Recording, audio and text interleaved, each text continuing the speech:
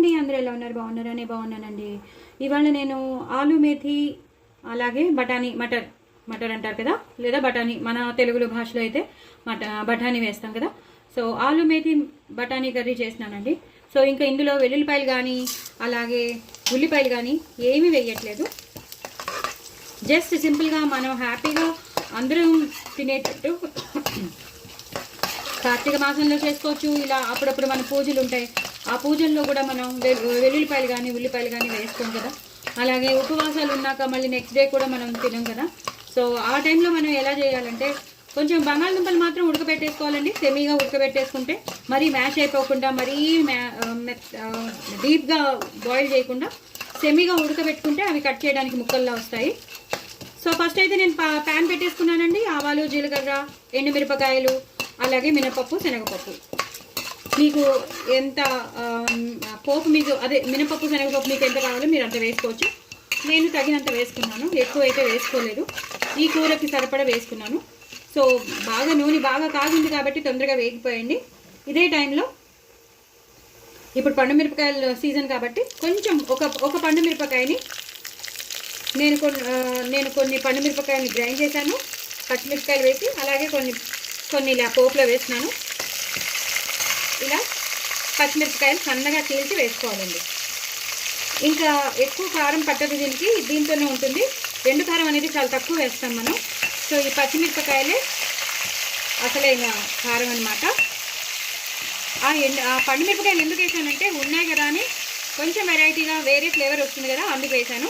లేకపోతే no problem, అది వేయాలని రూలే లేదండి, స్కిప్ చేసేయచ్చు.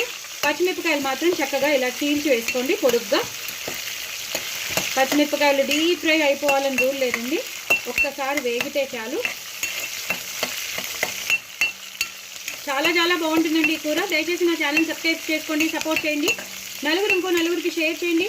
Please do like, share and subscribe అండి. కొత్త వాళ్ళు ఎవరైనా ఉంటే వాళ్ళు కూడా సబ్స్క్రైబ్ చేసుకోండి. ఇప్పుడు బాగా వేగిపోయింది కాబట్టి ఈ టైంలో మనం కొంచెం ఇంగు వేస్తానండి. కొంచెం ఇంగు ఫ్లేవర్ వస్తే బాగుంటుంది కూర. అలాగే కొంచెం పసుపు. నేను చెప్పాను ఉల్లిపాయలు కానీ వెల్లుల్లిపాయలు కానీ ఏం వేయకూడదు, ఇలా వేసేయాలి.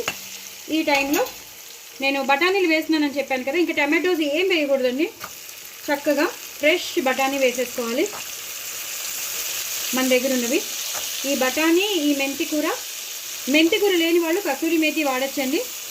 నేను కసూరి మేతి ఉందని నేను కసూరి మేతిలో హాఫ్ పండు మిర్చి ఇందులో వేసాను, హాఫ్ పండు మిర్చి అందులో వేసాను మిక్సీలో.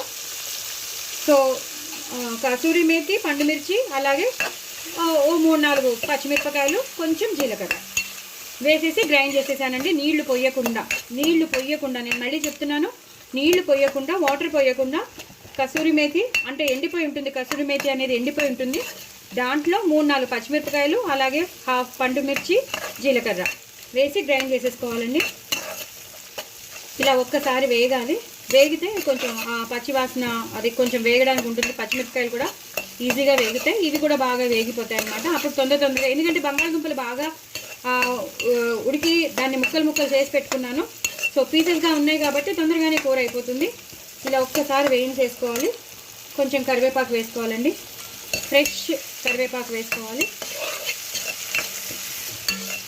వేసేసుకున్నాక ఇప్పుడు మీరు చేసి పెట్టుకున్న మెంతి, కసూరి మేతి, పచ్చిమిర్చి, అలాగే పండు మిర్చి మీకు కారానికి తగినంత వేసుకోండి, చూసుకుని వేసుకోండి. మళ్ళీ కారం అయిపోతే కష్టం, పిల్లలు కూడా ఉంటారు కదా, పిల్లలు కూడా తినాలి కాబట్టి చూసుకుని వేసుకోండి. నేను నా కూరకి తగినంత నేను వేసాను, మీరు కూడా మీకు తెలిసిపోతుంది కదా ఎంత వేయాలో అంతా వేసుకోండి. ఇప్పుడు ఒకసారి ఇలా వేయించేస్తే పచ్చివాసన పోతుందన్నమాట.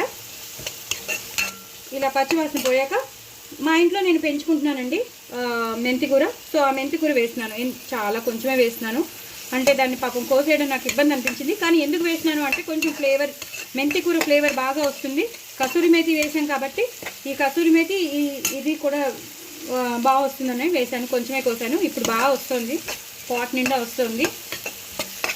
సో మెంతుల్ని పాట్లో వేసేసి మట్టి కప్పేయడమేనండి, వచ్చేస్తుంది మెంతి కూర.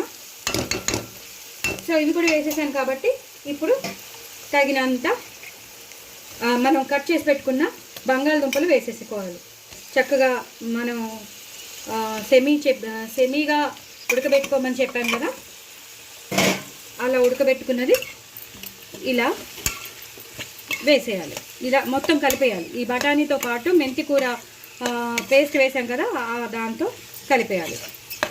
కలిపేసి ఇప్పుడు మనం ఏం చేయాలంటే, మనం గ్రైండ్ చేసి పెట్టుకున్నాం కదండి మెంతి కూర, అలాగే హాఫ్ పండు మిర్చి, పచ్చిమిర్చి, జీలకర్ర మనం గ్రైండ్ చేసి పెట్టుకున్నాం కదా, ఆ నీరుని పడేయకుండా ఇలా ఈ కూరలో వేసేయాలి. దీంతోనే మగ్గిపోతుందండి, ఇంకా అవసరం లేదు. సరిపోయింది కదా, దీంతో మగ్గిపోవాలి. మగ్గిపోయాక మీకు మళ్ళీ చూపిస్తాను.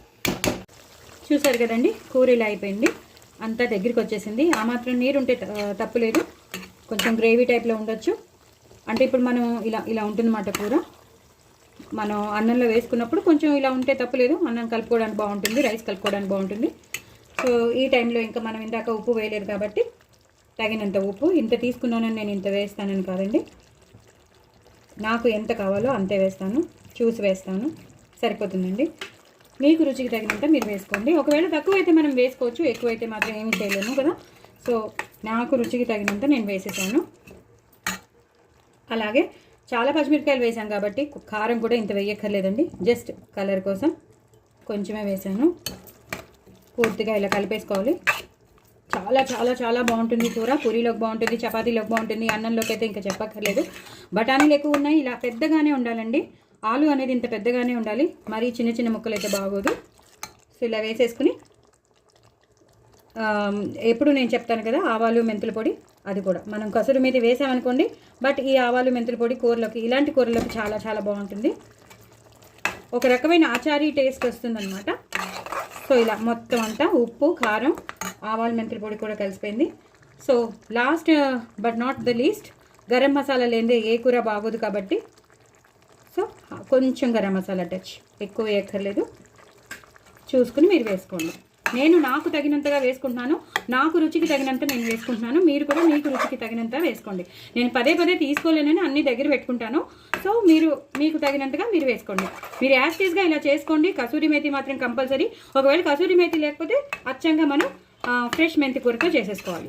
నా ఇంట్లో ఫ్రెష్ మెంతి కూర కొంచెం తక్కువ ఉంది కాబట్టి నేను కసూరి మేతి వాడాను, లేకపోతే ఫ్రెష్ మెంతి కూర వాడచ్చు. ఒకవేళ ఫ్రెష్ మెంతి కూర లేకపోతే కసూరి మేతి వాడచ్చు.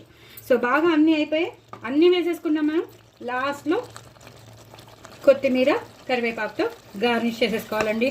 అది మాత్రం అస్సలు మానద్దు, కొత్తిమీర ఎక్కువ ఉండాలి, లాస్ట్లో మంచిగా వేసేసుకోవాలి. కరివేపాకు, కొత్తిమీర అనేది అస్సలు కాంప్రమైజ్ అవ్వద్దు. చక్కగా ఇలా వేసేసుకోండి, అయిపోయింది. దయచేసి నా ఛానల్ సబ్స్క్రైబ్ చేసుకోండి, సపోర్ట్ చేయండి.